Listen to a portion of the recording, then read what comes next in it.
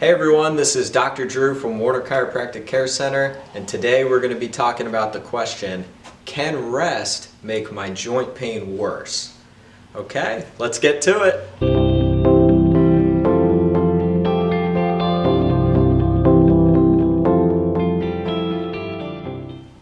Before we get started, I just want to make sure you guys stay tuned to the end of the video where we'll be going over an exercise that targets one of the joints that is most commonly affected by too much rest. Okay, now back to the question at hand.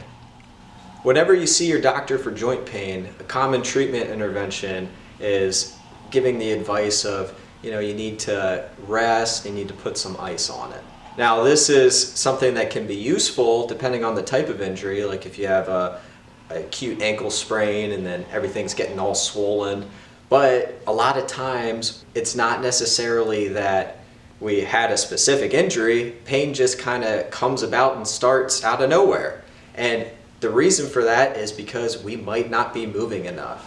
Joints crave movement, and movement helps increase blood flow into the joints. I want you guys to think of the bloodstream as you're transporting nutrients into different areas.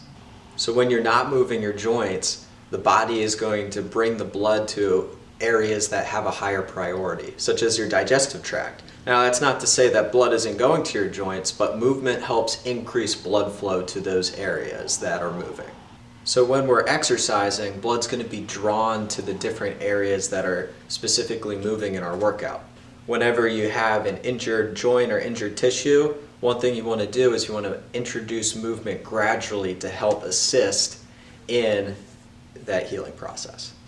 Now, a question that I'll get often is, now what if I have irreversible joint damage?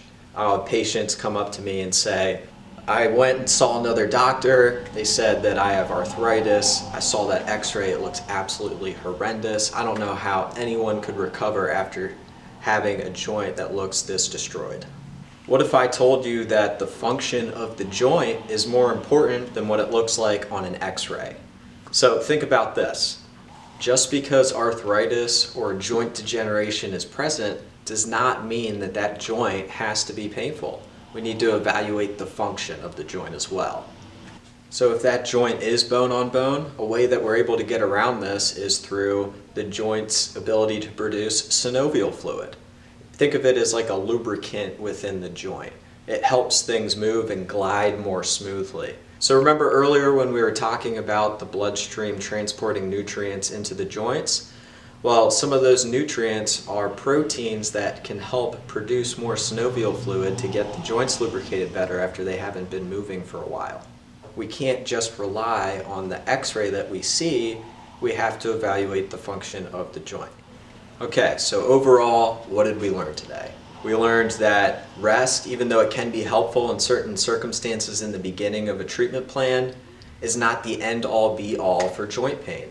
We need to introduce movement gradually in a careful, methodical manner in order to get that joint lubricated to increase the blood flow and then also get that synovial fluid working again. So here's that simple exercise that we discussed earlier about how we can improve pain in the knee. Patients with knee pain often will have pain in knee flexion during a movement evaluation, while also having an inability to fully extend their knee. One way we are able to help restore knee extension is through straightening our knee and applying some firm but light pressure on our knee, right above the kneecap.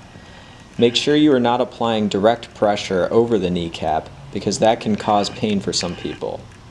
Perform about 15 repetitions before getting out of bed in the morning, and you'll notice your knees are not quite as stiff when you stand back up. If you have knee pain, make sure you give this exercise a try. So I hope you guys liked this video. If you thought this video was helpful, feel free to give us a like, and don't forget to subscribe to our new YouTube channel. If there's any topics that you would like me to discuss in the future, feel free to leave a comment below and we'll take a look at them. Okay, see you guys next time.